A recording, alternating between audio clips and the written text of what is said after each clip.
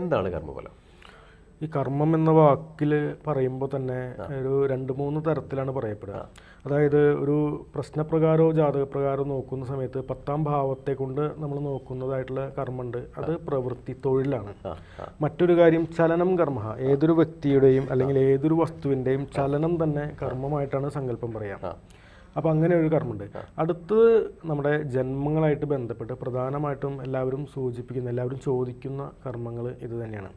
അതായത് ഓരോ വ്യക്തിക്ക്, അതായത് കർമ്മം എത്ര തരം? അത് 3 തരം കർമ്മങ്ങളാണ് പറയാം. ആഗാമി, സഞ്ചിതം, പ്രാരബ്ധം. ഇതാണ് ഈ 3 തരം കർമ്മങ്ങൾ. ആഗാമി എന്നത് ഈ വരാൻ പോകുന്ന കർമ്മഫലത്തിനാണ് ആഗാമി എന്ന് പറയാം. സഞ്ചിതം എന്നാൽ സമാഹരിച്ച് വച്ചിരിക്കുന്ന കർമ്മഫലങ്ങളും. പ്രാരബ്ധം പ്രകർഷേണ ആരംഭിച്ചിട്ടുള്ളത്, അതായത് നമുക്ക് ഇന്ന് നടന്നുകൊണ്ടിരിക്കുന്ന കർമ്മഫലങ്ങൾ. അതായത് അനേക കോടി ജന്മങ്ങൾ, ഒരു മനുഷ്യനായിക്കോട്ടെ, അത് അനേക കോടി ജന്മങ്ങൾ കഴിഞ്ഞിട്ടാണ് നമ്മൾ ഇന്നിപ്പോൾ ഈ ഇരിക്കുന്നൊരു അവസ്ഥയിലേക്ക് നിൽക്കുന്നത് എന്നാണ് പൊതുവെ പറയപ്പെടുന്നത്. അതിൽ തന്നെ ഓരോ ജന്മങ്ങളിലും നമ്മളുടെ പ്രവൃത്തികളുടെയും മറ്റും ഫലമായിക്കൊണ്ട് നമ്മളിലേക്ക് വന്നു ചേരുന്ന ആ ഗുണദോഷങ്ങൾ, അതാണ് ഈ കർമ്മഫലമായിട്ട് പറയുന്നത്. അപ്പോൾ ഈ കർമ്മഫലങ്ങളാണ് പിന്നീടും നമ്മൾ ഓരോ ജന്മങ്ങളിലും അനുഭവിക്കുന്നതും. അതൊക്കെയാണ് ജാതകപ്രകാരവും പ്രശ്നപ്രകാരവും നമ്മൾ കണ്ടെത്തുന്നതായിട്ടുള്ളൊരു വിഷയം. അപ്പം ഈ അനേക കോടി ജന്മങ്ങളാൽ സമാഹരിച്ച് വച്ചിരിക്കുന്ന ആ കർമ്മം അത് പ്രകർഷേണ ആരംഭിക്കുക എന്ന് വെച്ചിട്ടുണ്ടെങ്കിൽ ഓരോ ജന്മത്തിലും ഓരോ പാകം വന്നിട്ടുള്ള അവസ്ഥ പറയുന്നുണ്ട്. അതായത് ഇത്ര ഗുണങ്ങൾ അനുഭവിക്കണം അല്ലെങ്കിൽ ഇത്ര ദോഷങ്ങൾ അനുഭവിക്കണം.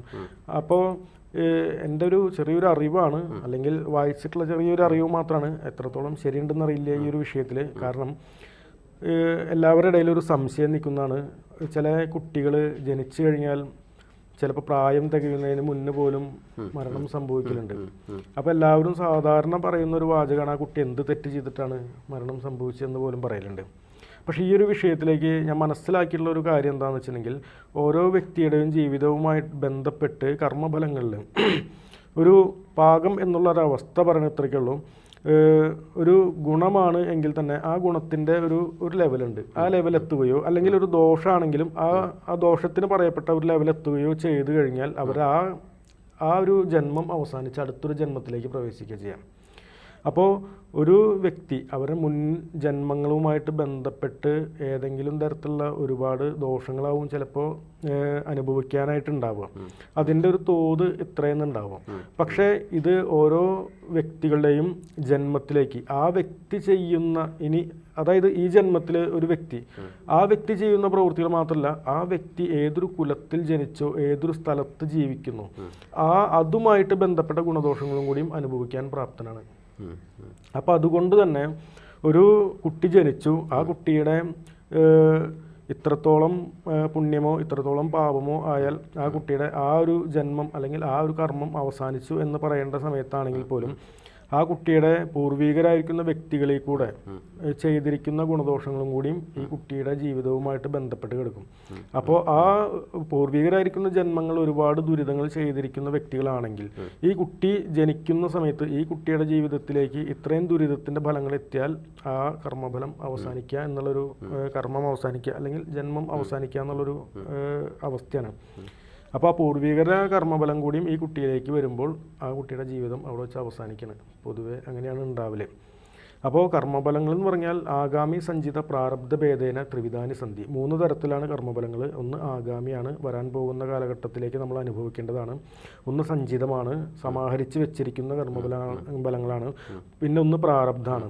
പ്രാരബ്ധം എന്നുള്ളൊരു വിഷയത്തിൻ്റെ ഈ ദോഷങ്ങൾ അകറ്റുന്നതിന് വേണ്ടിയിട്ടാണ് പ്രധാനമായിട്ടും നമ്മുടെ പല ഗ്രന്ഥങ്ങളും ഇപ്പോൾ ഈ ഈശ്വരീയമായിട്ടുള്ള എല്ലാ വിഷയങ്ങളും പറയപ്പെടുന്നത്. ഇപ്പോൾ രാമായണം കിളിപ്പാട്ട് തുടങ്ങുന്ന സമയത്താണെങ്കിലും അതിനകത്ത് പോലും തുടക്കത്തിൽ പറയുന്നത് പ്രാരബ്ധ വിഘ്നങ്ങളെ വാരണം ചെയ്തിടുവാൻ ആവോളം വന്ദിക്കുന്നേ. അപ്പോൾ ഈ പ്രാരബ്ധം എന്നുള്ളത് നമ്മൾ മുന്നൊക്കെ നമ്മൾ ചെയ്തിരിക്കുന്ന എല്ലാത്തിൻ്റെയും വിഷയങ്ങൾ, ആ ഫലങ്ങൾ നമ്മൾ ഇപ്പോൾ അനുഭവിച്ചു വരുന്ന ഒരു അവസ്ഥേനെയാണ് പ്രാരബ്ധം എന്ന് പറയാം. ഒരു ജാതകത്തിനെയും പ്രാരബ്ധം എന്ന് പറയും. കാരണം പ്രാഗ്ജന്മാർജിത പുണ്യാക പ്രാബല്യോ ദ്രേഗഹേതുത പ്രാരബ്ധ സംജ്ഞിമാനുഷ്യ ജാതകോ ജാതക ചിന്തനം. അതായത് പ്രാഗ്ജന്മാർജിത പുണ്യക, പ്രാക്ക് മുന്നേയുള്ള ജന്മങ്ങളുമായിട്ട് ആർജിക്കപ്പെട്ടതായ പ്രാഗ്ജന്മാർജിത പുണ്യ അഘം, പുണ്യമായിക്കോട്ടെ അഘം പാപമായിക്കോട്ടെ, അത് ഇപ്പോൾ ഏതൊക്കെ അനുഭവത്തിലേക്ക് വരുന്നു അതിനെ പ്രാരബ്ധം എന്ന് പറയും. അതുകൊണ്ട് തന്നെ ജാതകത്തിനെയും പ്രാരബ്ധം എന്ന പേര് തന്നെ, ആ പേരിൽ തന്നെ ജാതകവും അറിയപ്പെടുന്നു എന്നും പറയപ്പെടുന്നു. ഈ കർമ്മഫലം വരുന്ന എന്താ പറയുക, ഈ പ്രാരാബ്ധ കർമ്മം എന്ന് പറഞ്ഞതുപോലെ ഇപ്പോൾ നാളേക്ക് നമ്മൾ ചെയ്യാൻ വരുന്ന കർമ്മം നമ്മൾ എന്താണോ നല്ലത് ചെയ്യുന്നത് അതിന് നല്ലതായിരിക്കും വരിക. ഇപ്പം കഴിഞ്ഞ ജന്മത്തിൽ ചെയ്തത് അല്ലെങ്കിൽ നമ്മുടെ പൂർവികർ ചെയ്തത് നമുക്ക് ബാധിക്കാതിരിക്കാൻ അല്ലെങ്കിൽ നമ്മുടെ നെക്സ്റ്റ് തലമുറയ്ക്ക് ബാധിക്കാതിരിക്കാൻ എന്തെങ്കിലും ആസ് എ പാരൻസ് എന്തെങ്കിലും പ്രിക്കോഷൻ എടുക്കാൻ പറ്റുമോ? മാതാപിതാക്കൾക്ക് എന്തെങ്കിലും പ്രിക്കോഷൻ എടുക്കാൻ പറ്റുമോ? സാധാരണ ഈ കർമ്മഫലത്തിൽ മറ്റൊരു പ്രത്യേകത എന്താണെന്ന് വെച്ചിട്ടുണ്ടെങ്കിൽ, ഒരു കുട്ടിയുടെ ജനനം, ആ ജനനത്തിലേക്ക് അദ്വാദ ശബ്ദം നരയോനി ജന്മനാം ആയുഷ്കലം നിശ്ചയിതുന്ന ശക്യത, 12 വയസ്സ് വരേക്കും ആ കുട്ടിയുടെ ശരിക്ക് വയസ്സിനെ നിശ്ചയിക്കാൻ സാധിക്കില്ല എന്നൊക്കെ പറയപ്പെടുന്നുണ്ട്.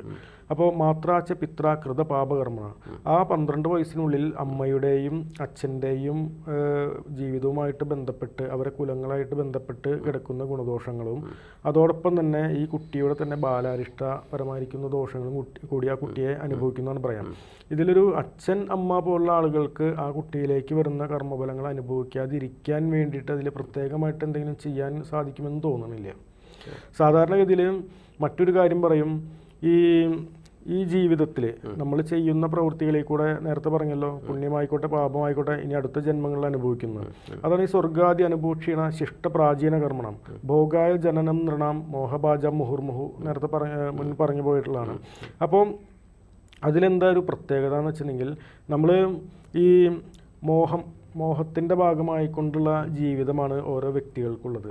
അതിനുശേഷം നമ്മൾ ചെയ്യുന്ന പ്രവൃത്തികൾ, ഇതിൻ്റെ ഏറ്റവും അവസാനത്തെ ഒരു അവസ്ഥ എന്താ വരുന്നതെന്ന് വെച്ചിട്ടുണ്ടെങ്കിൽ, നമ്മളിൽ കിടക്കുന്നതായിട്ടുള്ള ദോഷഫലങ്ങളെല്ലാം പൂർണ്ണമായിട്ടും തീർന്ന് എപ്പോഴാണോ അയാളുടെ കർമ്മഫലത്തിലേക്ക് ശുഭത്വം മാത്രം വർദ്ധിച്ചു വരുന്നത്, അങ്ങനത്തെ ഒരു അവസ്ഥ, പൂർണ്ണമായിട്ടും ശുഭത്വം മാത്രമായിട്ടുള്ള ഒരു അവസ്ഥ വന്നാൽ പിന്നീട് ആൾക്ക് ഒരു പുനർജന്മം ഉണ്ടാവില്ല എന്നാണ് പറയാം. അപ്പോൾ മോക്ഷം കിട്ടുക എന്നുള്ളൊരു അവസ്ഥ അപ്പോഴേ ഉണ്ടാവുള്ളൂ. അപ്പോൾ സാധാരണഗതിയിൽ എപ്പോഴും എല്ലാവരും പറയും മരിച്ചു കഴിഞ്ഞാൽ മോക്ഷം കിട്ടാൻ വേണ്ടിയിട്ടാണ് നമ്മൾ ശ്രാദ്ധാദി കർമ്മങ്ങളെല്ലാം ചെയ്യണമെന്ന് പറയും.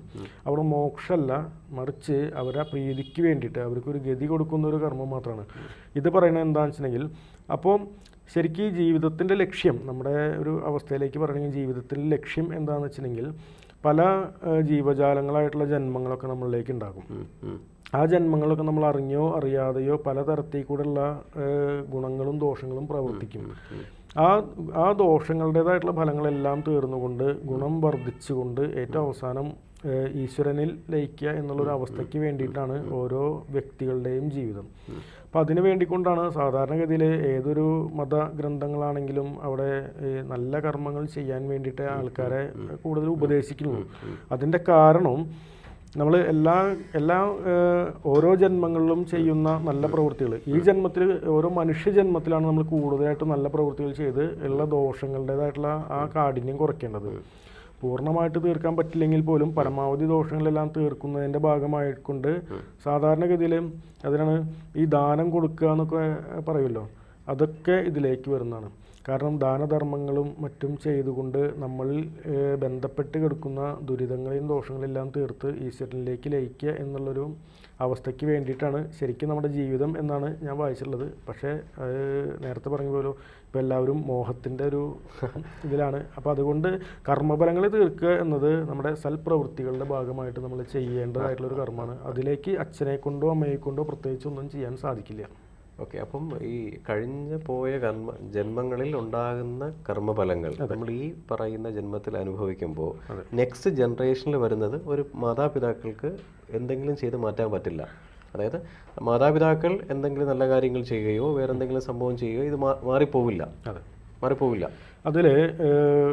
അതിൻ്റെ ഒരു പ്രത്യേകത എന്താണെന്ന് വെച്ചിട്ടുണ്ടെങ്കിൽ, എല്ലാം കണക്റ്റായിട്ട് കിടക്കുന്ന ഒരു വിഷയമാണ്. കാരണം ഒരു മാതാവിലും ഒരു പിതാവിലും ബന്ധപ്പെട്ട് കിടക്കുന്ന ആ കർമ്മഫലങ്ങളായിട്ട്, അതായത് ഒരു വ്യക്തി ആ വ്യക്തിയുടെ കർമ്മഫലങ്ങളായിട്ട് ബന്ധപ്പെട്ട ഒരു വ്യക്തിയെയാണ് അവർക്ക് വിവാഹം കഴിക്കാനും സാധിക്കുള്ളൂ. ഇവരിൽ ഉണ്ടാകുന്ന സന്താനങ്ങളാണെങ്കിലും ഇതേ പ്രകാരം ഇവരിലെ ദോഷദുരിതങ്ങൾ എപ്രകാരമാണോ അതിനനുസരിച്ച് കൊണ്ടുള്ള കർമ്മഫലമുള്ള ഒരു വ്യക്തിയാണ് സന്താനമായിട്ട് ഇവിടേക്ക് ജനിക്കുകയും ചെയ്യുള്ളൂ. ഓക്കെ. അപ്പോൾ ഇവർക്ക് സന്താനങ്ങളിൽ കൂടെയാണ് ഇവരുടെ അടക്കം കുറേയൊക്കെ ദുരിതങ്ങളെ ദൂരീകരിക്കാനായിട്ട് സാധിക്കുക എന്നും പറയപ്പെടുന്നുണ്ട്. കാരണം ഓരോ വ്യക്തികളെയും അവരെ നല്ല രീതിയിൽ കൂടെ വളർത്തിയാണെങ്കിലും അവരിൽ കൂടെ സാധാരണഗതിയിൽ പഴയ കാലഘട്ടത്തിൽ പറയും മക്കൾ നന്നായി കഴിഞ്ഞെങ്കിൽ അതിൻ്റെ ആ ഗുണം അല്ലെങ്കിൽ ആ പേര് ലഭിക്കുക വളർത്തി അച്ഛനും അമ്മയ്ക്കാന്ന് പറയും. അങ്ങനെയും കൂടി ഒരു പുണ്യം സമ്പാദിച്ചുകൊണ്ടാണ് ഇവരുടെ കർമ്മഫലത്തിൻ്റെയും കൂടിയും ആ ആധിക്യം അല്ലെങ്കിൽ ആ ദോഷത്തിൻ്റെ കാഠിന്യത്തിനെ കുറച്ചെടുക്കാനായിട്ട് സാധിക്കുള്ളൂ.